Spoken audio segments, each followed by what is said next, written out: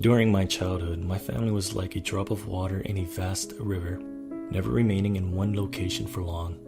We settled in Rhode Island when I was 8, and there we remained until I went to college in Colorado Springs. Most of my memories are rooted in Rhode Island, but there are fragments in the attic of my brain which belong to the various homes we had lived in when I was much younger.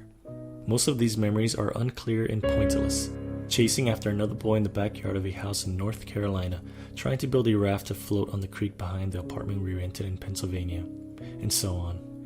But there is one set of memories which remain as clear as glass, as though they were made just yesterday. I often wonder whether these memories are simply lucid dreams produced by the long sickness I experienced that spring, but in my heart, I know they are real. We were living in a house just outside the bustling metropolis of New Vineyard, Maine. Population 643.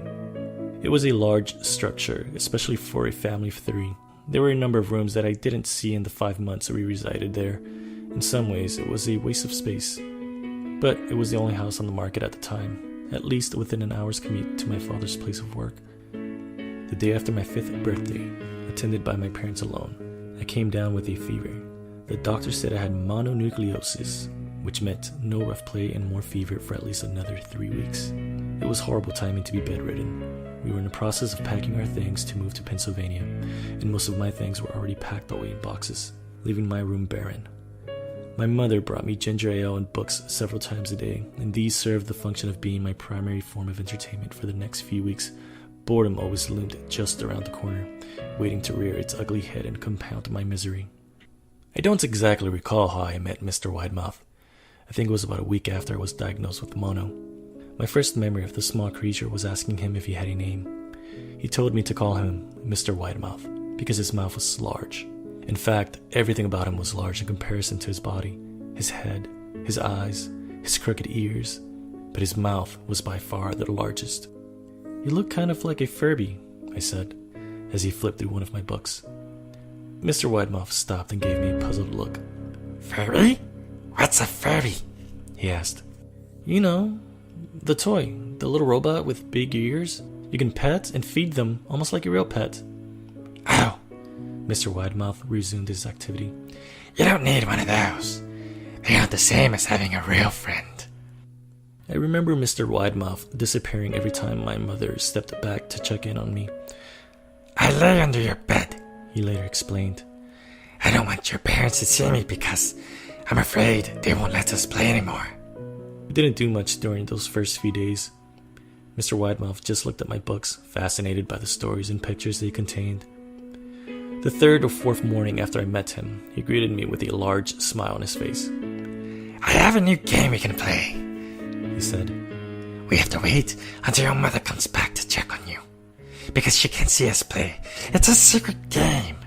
After my mother delivered more books and sewed at the usual time, Mr. Widemouth slipped out from under the bed and tugged at my hand.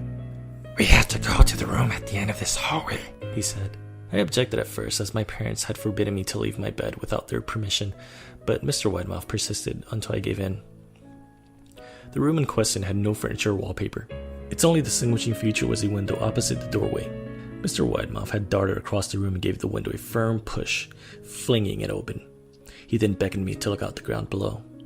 We were on the 2nd story of the house, but it was on a hill, and from this angle, the drop was farther than 2 stories due to the incline. "I like to play pretend up here," Mr. Widemouth explained.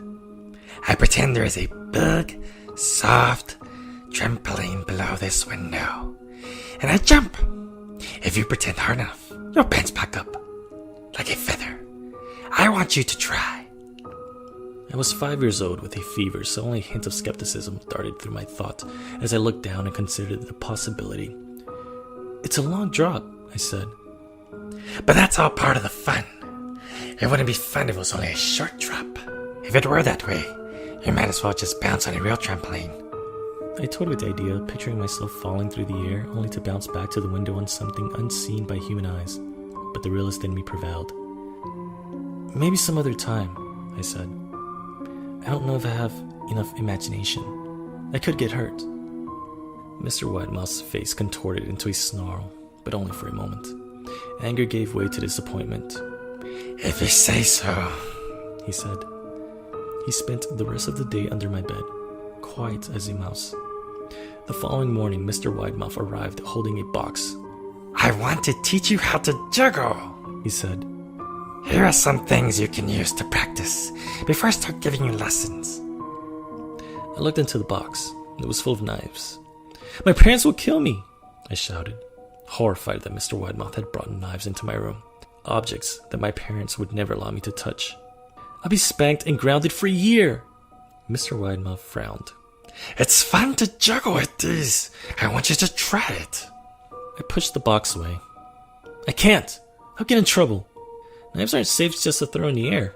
Mr. Widemouth's frown deepened into a scowl. He took the box of knives and slid under my bed, remaining there the rest of the day. I began to wonder how often he was under me. I started having trouble sleeping after that. Mr. Widemouth often woke me up at night, saying he put a real trampoline under the window, a big one that I couldn't see in the dark. I always declined and tried to go back to sleep, but Mr. Widemouth persisted. Sometimes he stayed by my side until early in the morning, encouraging me to jump. He wasn't so fun to play with anymore. My mother came to me one morning and told me I had permission to walk around outside. She thought the fresh air would be good for me, especially after being confined to my room for so long. Ecstatic, I put on my sneakers and tottered out to the back porch, yearning for the feeling of sun on my face. Mr. Widemouth was waiting for me.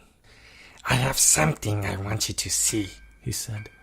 I must have given him a weird look, because he then said, It's safe, I promise.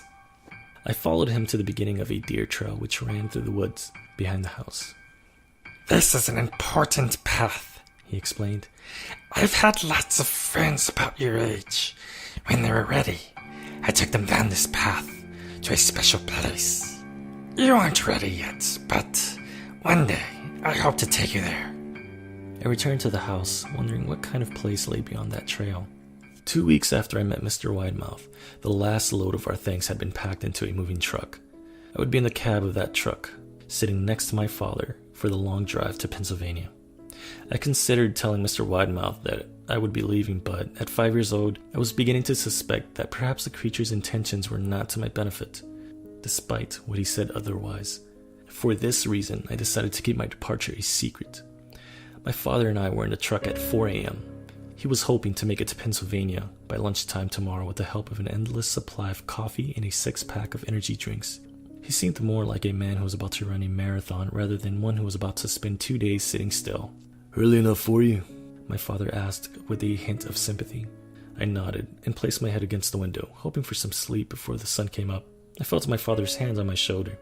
This is the last move, son. I promise. I know it's hard for you, as sick as you've been. Once Daddy gets promoted, we can settle down and you can make friends. I opened my eyes as we backed out of the driveway. I saw Mr. Widemouth's silhouette in my bedroom window. He stood motionless until the truck was about to turn onto the main road. He gave a pitiful little wave goodbye, steak knife in hand. I didn't wave back. Years later, I returned to New Vineyard. The piece of land our house stood upon was empty except for the foundation, as the house burned down a few years after my family left. Out of curiosity, I followed the deer trail that Mr. Widemouth had shown me.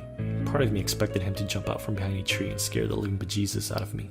But I felt that Mr. Widemouth was gone, somehow tied to the house that no longer existed. The trail ended at the New Vineyard Memorial Cemetery. I noticed that many of the tombstones belonged to children.